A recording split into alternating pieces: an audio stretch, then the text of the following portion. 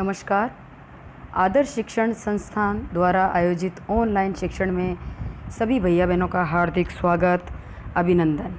आज हम कक्षा सप्तमी का पाठ 4 कठपुतली पढ़ेंगे, जिसके लेखक हैं भवानी प्रसाद मिश्र। कठपुतली। कठपुतली शब्द का शाब्दिक अर्थ है काठ की पुतली, और काठ का मतलब होता है लकड़ी। अब इस कविता में बच्चों हमने देखा है कि कठपुतलियों का खेल हम सब ने देखा है, ठीक है ना। लकड़ी के पात्र बने हुए होते हैं, अलग अलग पुरुष भी होते हैं, महिला भी होते हैं, बच्चे भी होते हैं, और एक व्यक्ति पर्दे के पीछे वो धागे से बंधी हुई होती है, और ये व्यक्ति पर्दे के पीछे उनके हाव भावों को प्रकट करता है और उनको नचाता हुआ उनके हाव भावों को प्रकट करता है। यानी कि उनकी डोर किसके हाथ में रहती है? दूसरों के हाथ में रहती है।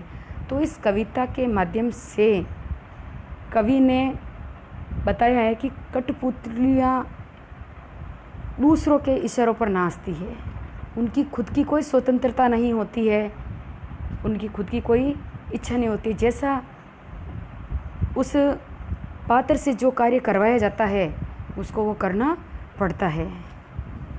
तो आज हम इस पाठ को पढ़ेंगे। कठपुतली गुस्से से उबली, बोली ये धागे क्यों हैं मेरे आगे पीछे, इन्हें तोड़ दो, मुझे मेरे पाँवों पर छोड़ दो। इन पंक्तियों में कठपुतली अपना गुस्सा यानी क्रोध व्यक्त करती हुई, उबली का मतलब होता है अत्यधिक क्रोध में क्रोधित होकर के कठपुतली कह रही है कि मुझे मेरे पाँवों पर छोड़ दो, अर्थात मुझे आत्मनिर्भर रहने दो, मेरे आगे पीछे ये क्यों धागे बांध दिए हैं। सुनकर बोली और कठपुतलियों कि हाँ, बहुत दिन हुए हमें अपने मन के छंद छुए। छंद का अर्थ होता है विचार। तो उस कठपुतली की बात को सुन करके अन्य कठपुतलियाँ भी उसकी हाँ में हाँ मिलाती है और कहती है कि हाँ, हमें अपने मन के विचारों को प्रकट किए हुए बहुत दिन हो गए, हमें अपनी स्वतंत्रता चाहिए। मगर पहली कठपुतली सोचने लगी, ये कैसी इच्छा मेरे मन में जगी। किंतु जब पहली जो कठपुतली है, जिसके मन में थोड़ा क्रोध आता है, बड़ी क्रोधित होकर के वो कहती है कि मेरे आगे पीछे मेरे हाथों में ये क्यों धागे बांध दिए, क्यों मैं किसी दूसरे की, मेरी डोर किसी दूसरे के हाथों में क्यों है, मुझे अपने आत्मनिर्भर होना, मुझे अपने पाँव पर ही खड़ा होना है, क्यों नहीं छोड़ दिया जाता है।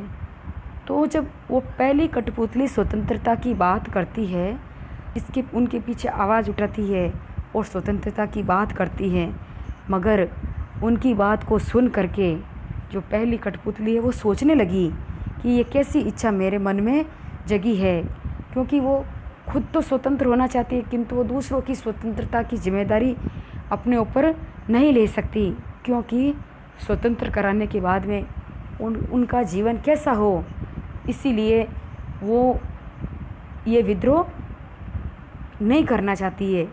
वो स्वयं के लिए करना चाहती, सबके लिए ये जिम्मेदारी नहीं उठाना चाहती, क्योंकि सबकी जिम्मेदारी वो सोचती है कि मैं उठा पाऊँगी या नहीं।